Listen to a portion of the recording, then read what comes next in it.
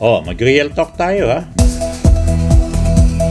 Mag-real talk tayo dito sa napipintong rally ng Iglesia ni Cristo na nakaschedule ngayong November 15, 16, and 17.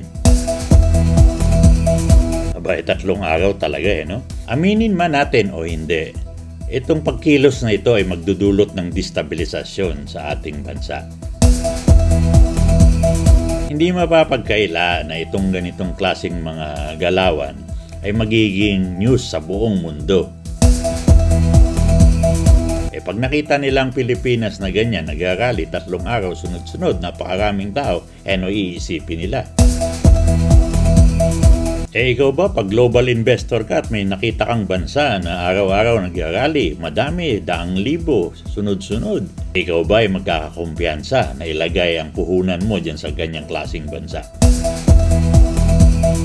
Ang hindi naiintindihan ng marami, pag napaatras mo ang ekonomiya ng isang bansa, hindi ganun kadali mag-recover. Baka abutin ka dyan ng mga dekada bago mo maibalik sa dating katayuan ang iyong ekonomiya. Naroon na tayo, nakarapatan ng lahat ng mamamayang Pilipino na magpasingaw ng kanilang damdamin sa pamamagitan ng pagrarally. Pero sana, isipin din natin ang epekto nito at isipin natin ang kapakanan ng ating bansa. Sinasabi nila itong INC rally para daw sa transparency. Anong transparency ang gusto nilang isulong dito? Hindi ba nagtanggal ng transparency sa ating pamahalaan ay si dating Ombudsman Samuel Martires? Wala na si Martires Sinisikap na ng bagong ombudsman maging transparent. Ang isa pa daw na layunin ng rallying ito ng INC ay accountability. Sana sabihin nila anong klaseng accountability ang tinutukoy nila. Meron na ngang independent commission na itinatag. Meron ng pag-iimbestiga ang mga ombudsman. Nag-iimbestiga din ang Department of Justice. Ang Senado ay may Blue Ribbon Committee na nag-iimbestiga.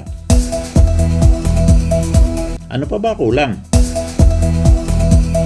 Kung kakulangan ng pag-uusapan sa usaping accountability, ang kulang yung impeachment trial ni Vice President Sara Duterte. Hanggang ngayon, mag-iisang taon na hindi pa naidaraos yung impeachment trial na yan. Usaping accountability yan. At ang alam natin, itong Iglesia ni Cristo hindi pabor na idaos yung impeachment trial laban kay Vice President Sara Duterte. So ano po bang uri ng accountability ang hinihingi ng mga Iglesia ni Cristo? Ang ibig sabihin ba nila na accountability ay makasuhan si Martin Romualdez? Kung gusto nila makasuhan si Martin Romualdez, di kasuhan nila. Pwede naman silang mag-file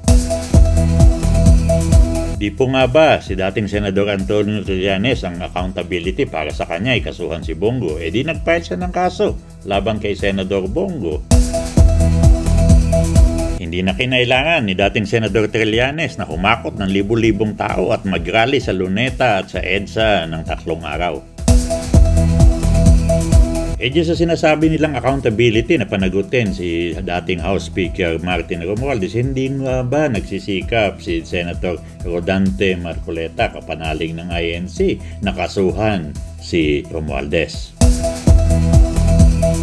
In fairness kay Senator Marcoleta, talaga namang nagsikap siyang makasuhan si Martin Romualdez. Kaso nga lang, yung witness nila na si retired Marine Sergeant Orly Gutesa, biglang naglaho na parang bula.